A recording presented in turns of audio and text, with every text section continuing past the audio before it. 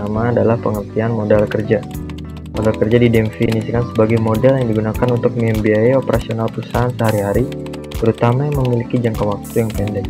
Dengan kata lain, modal kerja merupakan investasi yang ditanamkan dalam aktiva lancar atau aktiva jangka pendek seperti kas, bank, surat berharga, piutang, persediaan, dan aktiva lancar lainnya. Sedangkan manajemen modal kerja merupakan suatu pengolahan investasi perusahaan dalam aset jangka pendek atau KAP, yang berarti bagaimana mengelola investasi dalam aktiva lancar perusahaan. Pertama, konsep kuantitatif. Menggambarkan keseluruhan atau jumlah dari aktiva lancar seperti kas, surat berharga, piutang, persediaan, atau keseluruhan daripada jumlah aktiva lancar, di mana aktiva lancar ini sekali berputar dan dapat kembali ke bentuk semula, atau dana tersebut dapat bebas lagi dalam waktu yang relatif pendek atau singkat.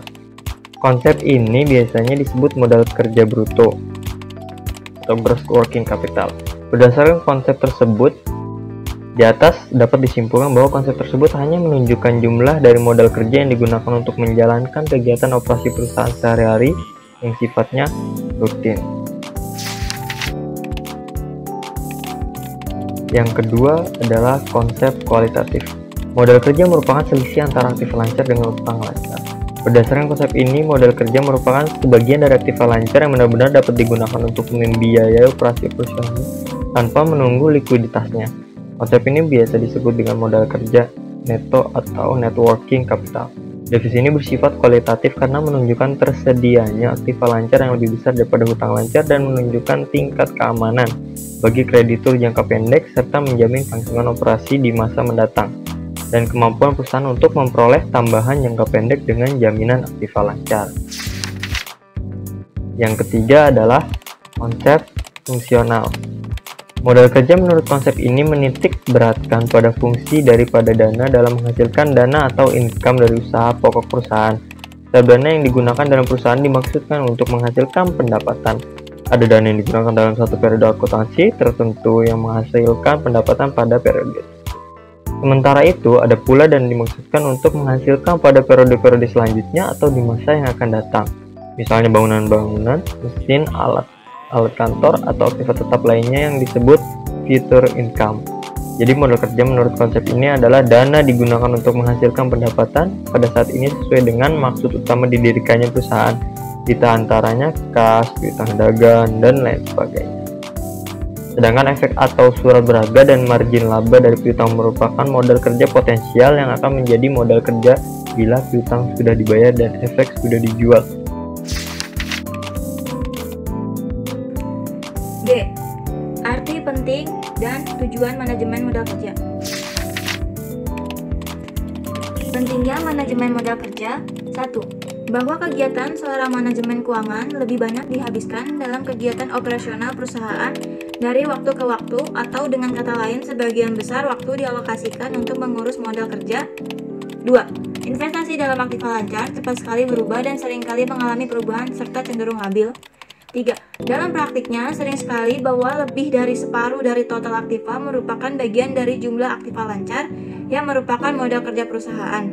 4. Khusus bagi perusahaan kecil, manajemen modal kerja sangat penting karena investasi dalam aktiva tetap dapat ditekankan dengan menyewa, tetapi investasi lancar dalam piutang dan sediaan tidak dapat dihindarkan, harus segera terpenuhi. 5. Khusus bagi perusahaan yang relatif kecil, fungsi manajemen modal kerja sangat penting. 6. Terdapat hubungan yang sangat erat antara pertumbuhan penjualan dengan kebutuhan modal kerja. Tujuan manajemen modal kerja. 1. Modal kerja digunakan untuk memenuhi kebutuhan likuiditas perusahaan. Artinya, likuiditas suatu perusahaan sangat tergantung pada manajemen modal kerja. 2. Dengan modal kerja yang cukup, perusahaan memiliki kemampuan untuk memenuhi kewajiban pada waktunya. 3. Memungkinkan untuk perusahaan memiliki sediaan yang cukup dalam rangka memenuhi kebutuhan pelanggannya. 4. Memungkinkan perusahaan untuk memperoleh tambahan dana dari para kreditor apabila rasio keuangannya memenuhi syarat seperti likuiditas yang terjamin. 5. Memungkinkan perusahaan memberikan syarat kredit yang menarik minat pelanggan dengan kemampuan yang dimilikinya. 6. Guna memaksimalkan penggunaan aktiva lancar guna meningkatkan laba dan penjualan. 7. Perusahaan mampu melindungi diri apabila terjadi krisis modal kerja akibat turunnya nilai aktiva lancar. C. Jenis-jenis modal kerja. 1. Modal kerja permanen atau permanent work capital. Modal kerja permanen yaitu modal kerja yang ada pada perusahaan untuk dapat menjalankan fungsinya. Modal kerja ini terdiri dari A. Modal kerja primer atau primary working capital. Modal kerja primer merupakan jumlah modal kerja minimum yang harus ada pada perusahaan untuk menjaga kontinuitas usahanya atau modal kerja yang secara terus-menerus diperlukan untuk kegiatan usahanya. B. Modal kerja normal. Modal kerja normal adalah modal kerja yang dibutuhkan untuk proses produksi normal. 2. Ada modal kerja variabel atau variable working capital, yaitu modal kerja yang jumlahnya berubah-ubah sesuai dengan perubahan keadaan. Modal kerja ini terdiri dari A. Modal kerja musiman atau seasonal working capital, yaitu modal kerja yang jumlahnya berubah-ubah disebabkan oleh fluktuasi musim. B. Modal kerja siklis atau cyclical working capital, yaitu modal kerja yang jumlahnya berubah-ubah disebabkan oleh fluktuasi konjunktur. C. Modal kerja darurat atau emergency working capital, yaitu modal kerja yang jumlahnya berubah-ubah karena adanya keadaan darurat yang tidak diketahui sebelumnya, misalnya adanya pemukukan buruh, banjir, atau perubahan keadaan ekonomi yang mendadak. D. Sumber modal kerja. 1. Hasil operasi perusahaan. 2. Keuntungan penjualan surat berharga. 3. Penjualan saham. 4. Penjualan aktiva tetap. 5. Penjualan obligasi. 6. Memperoleh pinjaman. 7. Dana hibah. E. Perputaran modal kerja. Modal kerja selalu dalam keadaan operasi atau berputar dalam perusahaan selama perusahaan yang bersangkutan dalam keadaan usaha. Periode perputaran modal kerja atau working capital turnover dimulai dari saat di mana kas diinvestasikan dalam komponen-komponen modal kerja sampai saat di mana kembali lagi menjadi kas. Menurut Kashmir, yang menyatakan bahwa perputaran modal kerja atau working capital turnover merupakan salah satu rasio untuk mengukur atau menilai keefektifan modal kerja perusahaan selama periode tertentu. Artinya, seberapa banyak modal kerja berputar selama satu periode atau dalam satu periode. Makin pendek periode tersebut, berarti makin cepat perputarannya, atau makin tinggi perputarannya, atau turnover rate-nya. Perputaran modal kerja yang sangat penting untuk melihat berapa modal kerja yang digunakan perusahaan untuk menciptakan penjualannya, sehingga nantinya dapat menambah pundi-pundi finansial perusahaan. Dengan memperhatikan modal kerja akan memungkinkan perusahaan dapat menggunakan sumber dayanya dengan ekonomis sehingga bahaya akan krisis keuangan akan dapat diminimalisir. Berikut rumus untuk menghitung rasio perputaran modal kerja. 1. Jika nilai penjualan naik, maka rasio tersebut akan tinggi. Begitu pula jika modal kerja turun. Kedua, sebaliknya, jika penjualan turun, maka rasio tersebut juga akan rendah, apalagi jika modal kerja naik.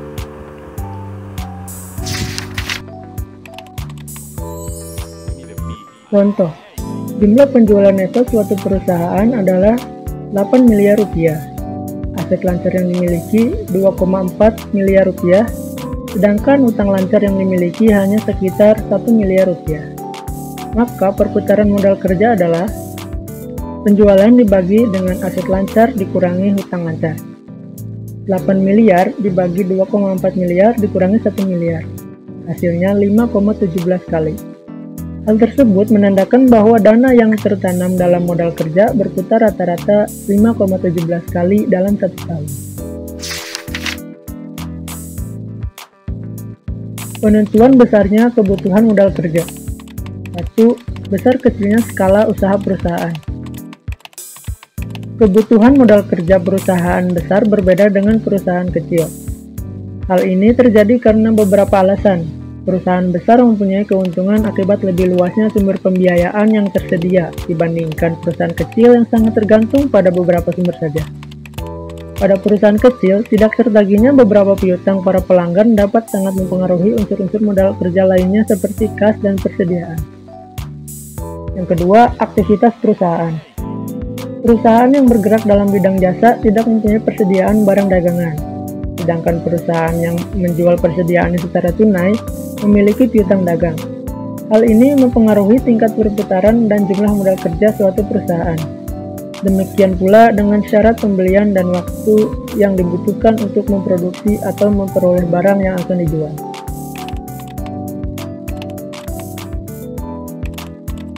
Tiga, sikap perusahaan terhadap likuiditas dan profitabilitas. Adanya biaya dari semua dana yang digunakan perusahaan mengakibatkan jumlah modal kerja yang relatif besar mempunyai kecenderungan untuk mengurangi laba perusahaan. Tetapi dengan menahan uang kas dan persediaan yang lebih besar akan membuat perusahaan lebih mampu untuk membayar transaksi yang dilakukan dan risiko kehilangan pelanggan tidak terjadi karena perusahaan mempunyai persediaan barang yang cukup. Jaya 2003. Yang keempat, periode perputaran atau periode terikatnya modal kerja. Merupakan keseluruhan atau jumlah dari periode yang meliputi jangka waktu pemberian kredit beli, lama penyimpanan bahan mentah di gudang, lamanya proses produksi, lamanya barang disimpan di gudang, dan waktu penerimaan piutang.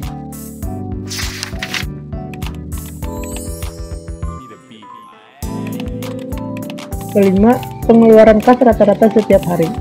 Merupakan jumlah pengeluaran kas rata-rata setiap hari untuk keperluan bahan mentah, bahan pembantu, pembayaran upah buruh, dan lain-lain. Menurut Zamit 2009, modal kerja makin besar jika A. Jumlah pengeluaran kas setiap tetap, periode perputaran lama. B. Periode perputaran tetap, jumlah pengeluaran kas besar.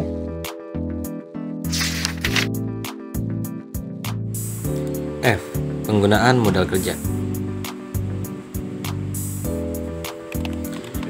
Penggunaan modal kerja menurut Kashmir biasa dilakukan perusahaan untuk 1. Pengeluaran untuk gaji, upah, dan biaya operasi perusahaan lainnya.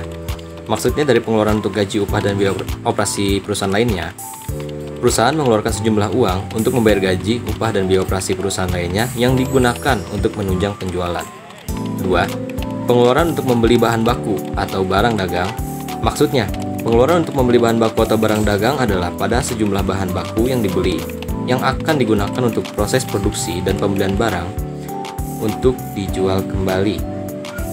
Yang ketiga, menutupi kerugian akibat penjualan surat berharga.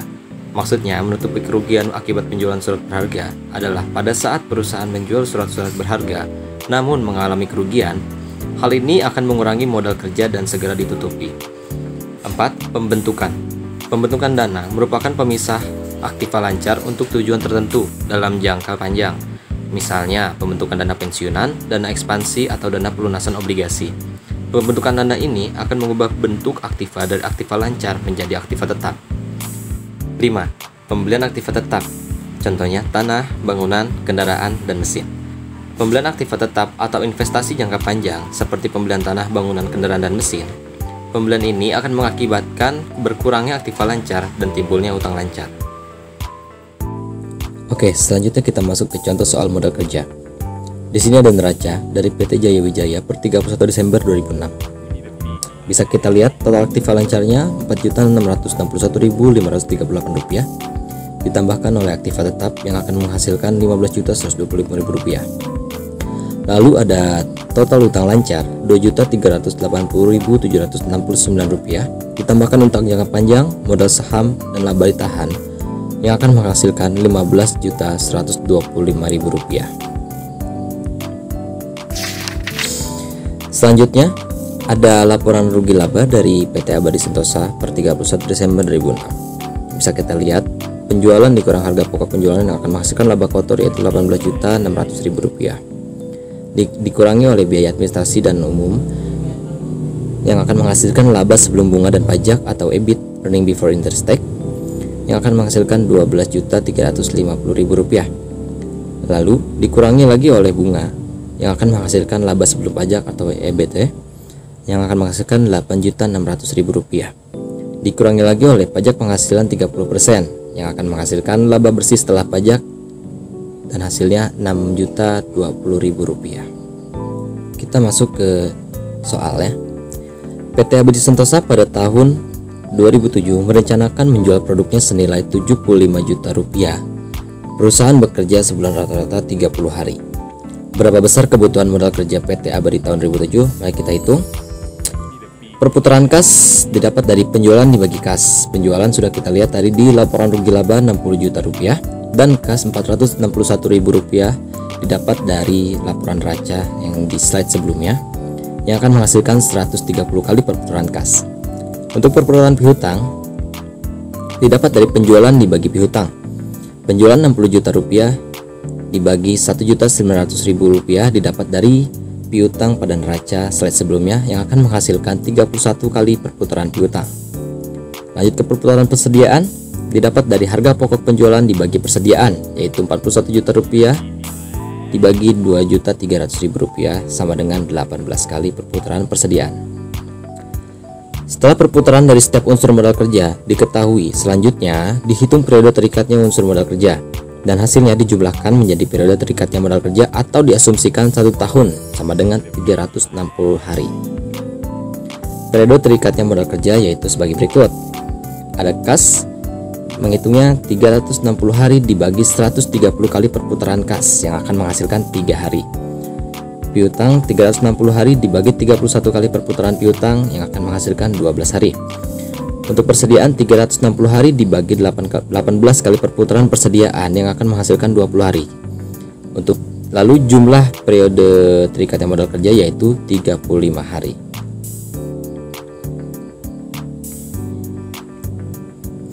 Dengan demikian, periode terikatnya modal kerja secara keseluruhan adalah 35 hari. Sehingga perputaran unsur modal kerja adalah 360 hari atau 1 tahun dibagi 35 hari yang akan menghasilkan 10 kali perputaran unsur modal kerja. Apabila pada tahun 2007 perusahaan diperkirakan akan mampu menjual produknya seharga 75 juta, maka kebutuhan modal kerjanya yaitu 75 juta dibagi 10 kali sama dengan 7.500.000 rupiah. Oke, selanjutnya kita masuk ke contoh soal yang kedua. Perusahaan sepatu Andrew pada tahun 2007 merencanakan untuk memproduksi dan menjual sepatu sebanyak 720.000 pasang sepatu. Perusahaan bekerja sebulan rata-rata 30 hari. Setiap pasang sepatu membutuhkan 2 kg bahan baku kulit. Berikut keterangan. Yang pertama, harga beli bahan baku kulit per kilogram yaitu Rp9.000. Pembelian bahan baku selalu dilakukan secara tunai. Setelah dibeli sambil menunggu proses produksi, bahan baku disimpan di gudang selama 10 hari. Proses produksi membutuhkan waktu selama 5 hari. Yang kedua, penjualan sepatu dilakukan secara kredit dan baru dapat ditagih selama 30 hari. Yang ketiga, upah tenaga kerja langsung yaitu Rp5.000 per pasang. Yang keempat, biaya pemasaran dan administrasi ditaksir sebesar Rp60 juta per bulan. Yang kelima, untuk berjaga-jaga disediakan kas kecil sebesar Rp20 juta. Oke, dari data di atas kita akan menghitung besarnya kebutuhan modal kerja perusahaan untuk tahun 2007. Pertama, kita akan menghitung total perputaran bahan baku. Total perputaran bahan baku ini 45 hari didapat dari penyimpanan bahan baku, proses produksi, penagihan piutang. Semua data itu kita dapat dari soal yang tadi. Lalu ada perputaran upah langsung, yaitu proses produksi 5 hari ditambah oleh penagihan piutang 30 hari, akan menghasilkan 35 hari untuk perputaran upah langsung. Lalu di sini ada pengeluaran kas per hari.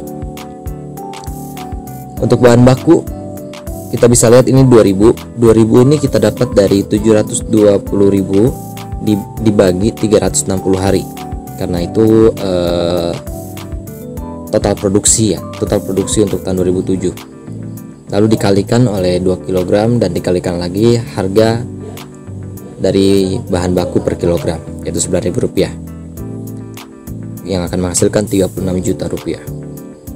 Lalu ada upah langsung yaitu 2.000 sama dikali Rp5.000 untuk upah tenaga kerja langsung per pasang yaitu Rp10 juta hasilnya.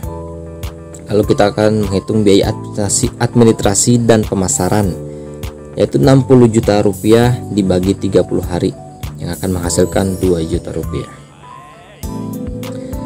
Kebutuhan modal kerja yaitu bahan baku sama dengan 45 hari dari total perputaran bahan baku dikalikan Rp36 juta dari pengeluaran kas per hari pada bahan baku. yang akan menghasilkan 1.620 juta rupiah. Lalu ada upah langsung. 35 hari didapat dari perputaran upah langsung totalnya dikali 10 juta rupiah dari pengeluaran kas per hari pada upah langsung, yang akan menghasilkan 350 juta rupiah. Biaya administrasi dan pemasaran 35 hari didapat dari perputaran upah langsung dikalikan biaya administrasi dan pemasaran pada pengeluaran kas per hari 2 juta rupiah, yang akan menghasilkan 70 juta rupiah. Jadi besar kebutuhan modal kerja perusahaan tersebut untuk tahun 2007 yaitu total kebutuhan modal kerja bahan baku, upah langsung, dan biaya administrasi pemasaran dijumlahkan yang akan menghasilkan 2.040 juta rupiah. Itulah angka atau hasil untuk modal kerja perusahaan pada tahun 2007.